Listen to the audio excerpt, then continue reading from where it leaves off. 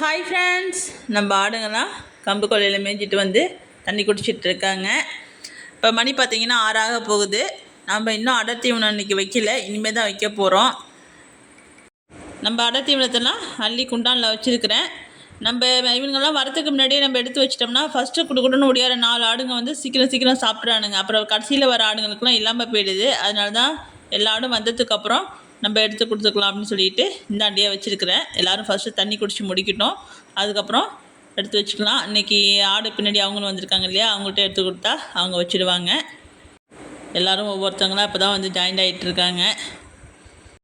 இன்றைக்கும் நேற்றுக்கும் பார்த்திங்கன்னா நம்ம வந்து சாயந்தரம் மேய்ஞ்சிட்டு வந்ததுக்கு அப்புறம் தான் நம்ம அடர் தீவனத்தை வச்சோமே. இவ்வளோ நாள் பார்த்திங்கன்னா 3:30லேருந்து ஒரு 4:30க்குள்ளே வந்து நம்ம அள்ளி வச்சுருவோம். 2 நாளும் வந்து இன்றைக்கி லேட்டு தான்.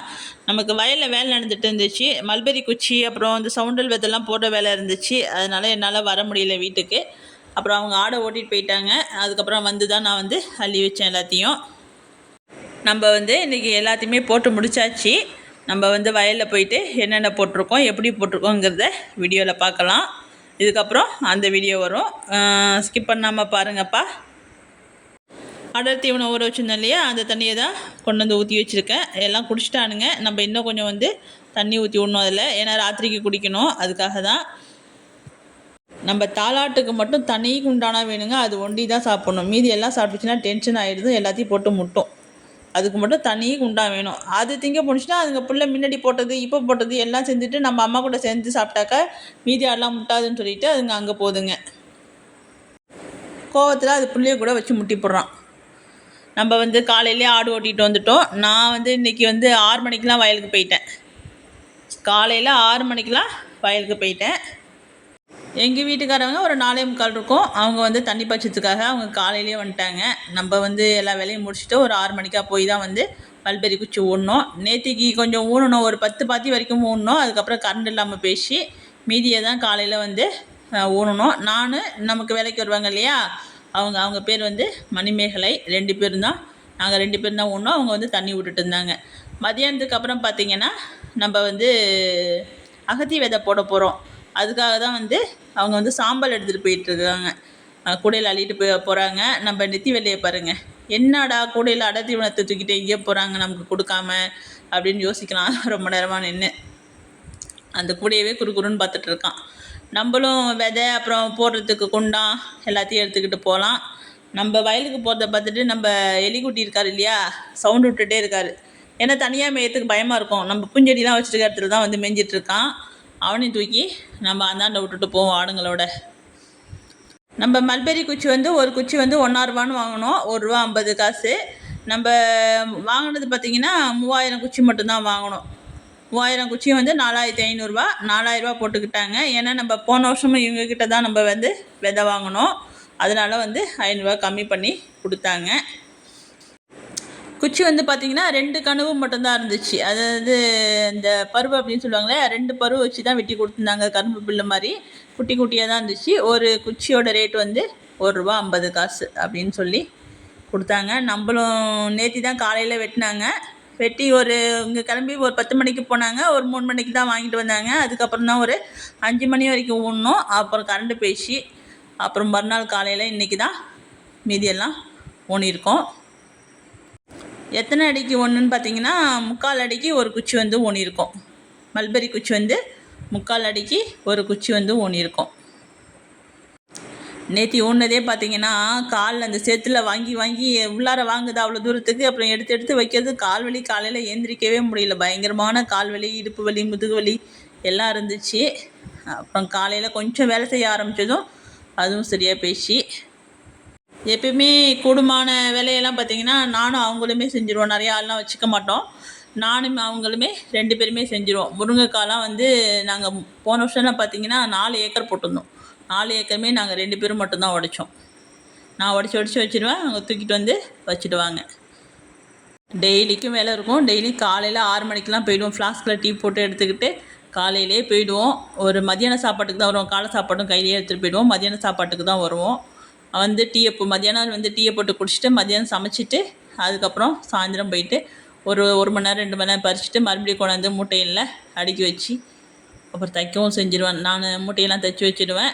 இவங்க ஏன்னா அப்புறம் ஆடு ஓட்டிகிட்டு போகணும் இல்லையா, இதை வந்து தொடர்ச்சியாக செஞ்சுக்கிட்டே இருந்தோம். ஒரு 3-4 மாதத்து வரைக்கும் காய் உடச்சிட்டே இருந்தோம். இப்போ இந்த வருஷம் நம்மலாம் முருங்கை போடல.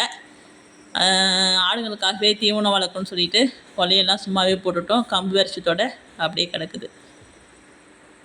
இப்போ இன்றைக்கி காலையில் வந்து கொல்லை ஃபுல்லாகவே தண்ணி விட்டுட்டாங்க. நம்ம பாதி தூரம் வரைக்கும் தான் மல்பெரி குச்சி வந்து ஊனியிருக்கோம். மீதிலாம் வந்து அகத்தி விதை தான் போட போகிறோம்.